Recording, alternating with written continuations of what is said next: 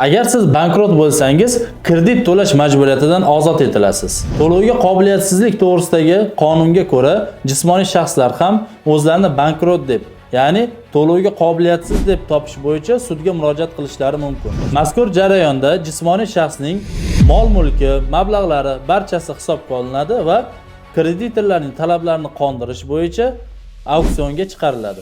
To'lovga qobiliyatsizlik to'g'risidagi qonunning 222-moddasiga ko'ra, kreditorning talablari qanoatlantirish bo'yicha ketma-ketlikda qanoatlantiriladi va fuqaroning mol-mulki yetarli bo'lmagan taqdirda kreditorlarning qondirilmagan majburiyatlarini, ya'ni talablarini bajarishdan fuqaro ozod etiladi.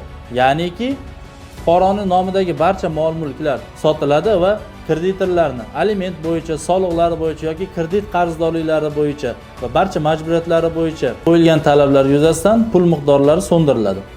Va mol-mulk yetmagan taqdirda qolgan barcha kredit qarzdorligi bo'ladimi, aliment qarzdorligi, soliq majburiyatlari bo'ladimi, barchasi fuqarodan ozod etiladi.